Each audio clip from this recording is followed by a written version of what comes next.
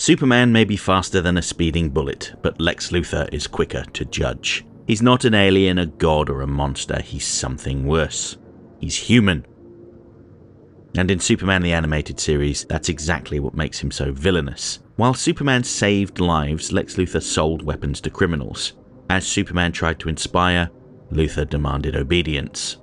And when Superman rose above the city to become a symbol of hope, Luthor stayed below, fuming because someone else was getting the spotlight. In my eyes, Lex Luthor is the anti-Superman. He can't leap tall buildings in a single bound. He's no faster than the average person. He doesn't represent hope and decency. He's all about self-interest and pride. Luthor was proud of the fact that he built himself up from nothing and elevated the city of Metropolis alongside him. But he didn't do it out of the kindness of his heart. It was done to serve his own purposes and fuel his ego. Now, the DC Animated Universe version of Lex Luthor had a significant role in Superman the Animated Series, Justice League, and Justice League Unlimited. But I will only be focusing on his role in Superman the Animated Series in this video, otherwise we'd be here for hours and frankly nobody wants that. But before I get to the STAS version of Lex Luthor, it's important to share the character's comic book origins to provide some vital context on why their version is just so good. Lex Luthor debuted in Action Comics number 23, published in 1940, and it may surprise you to hear that he didn't have the bald head we now associate with him, but instead he had a full head of red hair. In these early stories, Luthor was very much a mad scientist, the kind who built death rays, tried to plunge nations into war, and competed with Superman not out of personal hatred, but simply because he could. Crucially, Luthor's intelligence was portrayed as a threat on the same level of Superman's strength. That contrast would become his defining role in Superman's world, a man without powers who refused to be second best, especially to an alien. Over time, the reason for Luthor's grudge against Superman was fleshed out. Lex and Clark knew each other as teens in Smallville, and Luthor had been Superboy's biggest fan, until there was an accident in his lab that blew off all of his hair, and he blamed the Boy of Steel for it. Yes, hair loss became the seed of supervillainy, but more symbolically it showed Luthor's obsessive resentment. He felt betrayed by someone he once idolized, and this story cemented their rivalry as personal as well as ideological. Lex Luthor appeared in hundreds of stories in the following years, and it would be impossible to log them all in a 10 to 15 minute video, and to be honest, many of them were inconsequential. A number of plots involved him trying to humiliate Superman in a similar way to how Luthor felt Superman had humiliated him. However, one aspect that is worth mentioning is his role as the hero of the planet Lexor. Yes, at one point he got so fed up with losing to Superman that he went off and created his own civilization on a planet that orbited a red sun. What better way to level the playing field, eh? The funny thing was that without his rivalry with Superman, Luthor thrived and created a peaceful society full of people that adored him. Without Superman's presence reminding him he wasn't the best, he became a hero. He even settled down and had a family.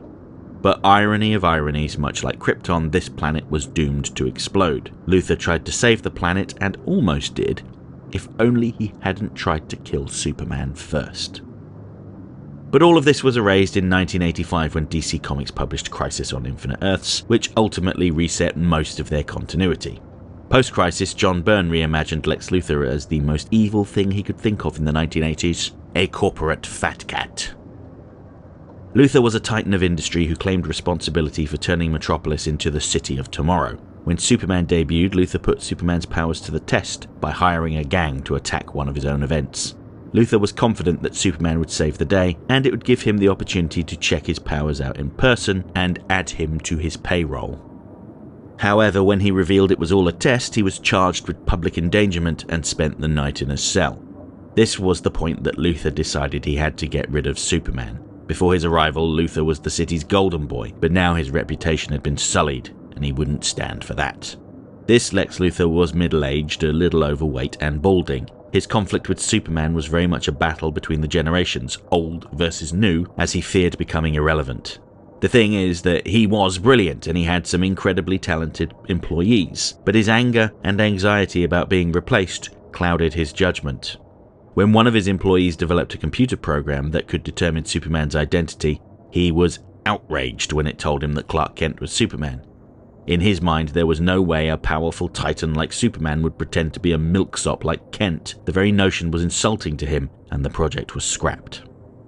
Similarly, when he was made aware of kryptonite, he had a piece embedded in a ring that he wore at all times to keep Superman at bay.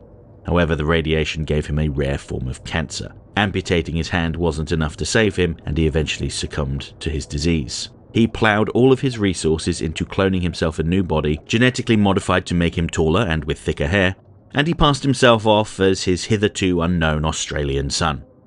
With this fresh start, he presented himself as the new hero of Metropolis, but it wasn't long before he reverted back to his criminal ways and lost his hair. It's around this time that Superman the Animated Series went into development, and it's clear that the writers took a lot of inspiration from Byrne's Superman run. There, Luthor describes himself as the king of Metropolis. Almost every business in the city is owned by him, whether they know it or not, and he is very used to doing what he wants to do, regardless of the legalities. When we first meet him in The Last Son of Krypton Part 2, Luthor demonstrates his new high-tech billion-dollar battlesuit, the Lexoskel 3000. This machine could have revolutionized conventional warfare as it tore through tanks with ease. However, the prototype was stolen by a gang of mercenaries. Well, Luthor said it was stolen, but in reality he had sold it to the rogue nation Kaznia, who were under a trade embargo on account of their brutal wars.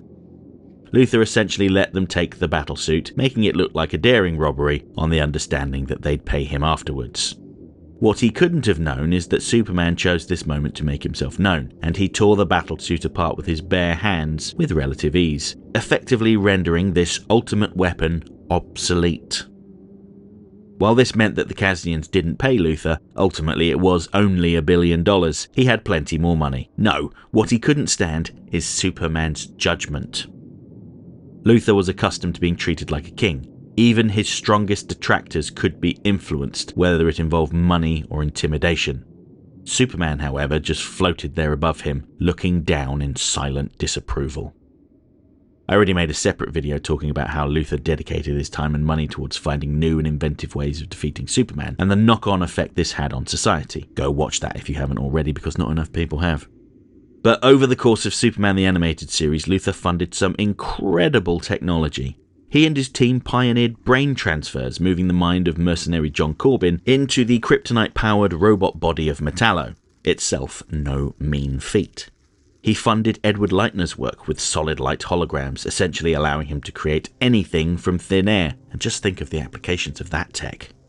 He made official first contact with aliens when he brought Brainiac to Earth. He basically invented laser weapons. He proved that cloning was possible with Bizarro, even if the end results were imperfect. He created a suit that could give a normal human being Superman's powers, although the symbiotic relationship between the host and the suit was a very unpleasant side effect.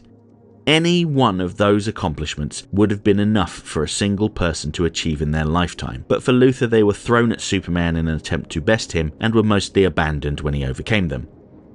I have to assume that the tech was picked up and used elsewhere in LexCorp, but it was of no interest to him. The fact of the matter is that Luthor is the embodiment of greed. Nothing is ever good enough for him. Even if he did kill Superman, he'd only turn his attention to the next big obstacle in his life. While the Silver Age version of Lex Luthor became a hero without Superman's presence, that would not be the case in the DCAU. Part of the issue is that Luthor thinks very little of his fellow man, while at the same time he thinks a great deal of himself. This is why he doesn't talk down to Bizarro in any significant way. He views everybody as his intellectual inferior. It doesn't matter that Bizarro is developmentally challenged. To Lex Luthor, we all are when compared to him, except for Superman.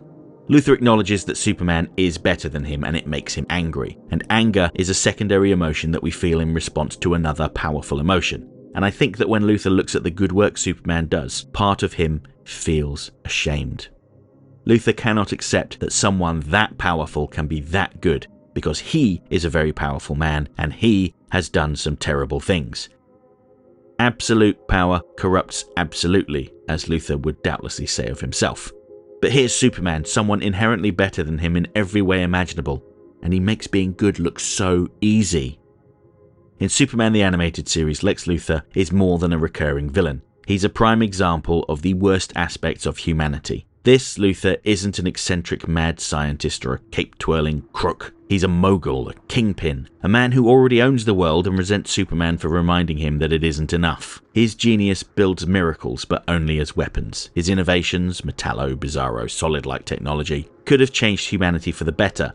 But to Luthor, they were just bullets in a never-ending arms race with a man who never asked to fight. What set this version apart is the anxiety behind his arrogance. Luthor isn't driven by fear or revenge. He's driven by the unbearable truth that someone better exists, and to him, being second place is just being the best loser. Superman represents everything Lex claims to be: noble, powerful, incorruptible, and that contradiction eats away at him. Unlike Silver Age Lex, who thrived in Superman's absence, this Luthor needs Superman to measure himself against, to justify his obsession, and to validate his hatred. Despite his best efforts, Lex Luthor was never able to kill Superman, and his pursuit of this mad goal wound up costing him everything.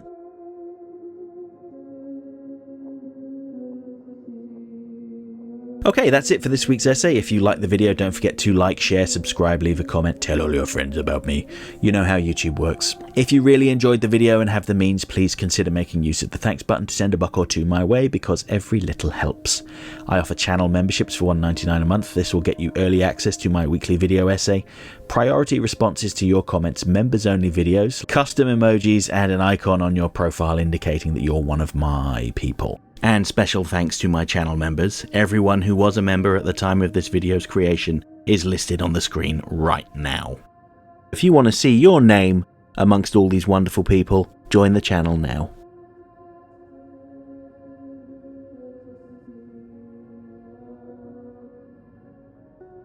Next time, I'll be back on Monday, where I'll return to the results of my latest Beware the Batman villain poll to talk about one of the more well-known villains from that series. We'll be talking about Killer Croc. And next Friday, to coincide with Superman's latest big screen adventure, I want to talk about why Superman the Animated Series is the definitive version of Superman. Hope to see you then.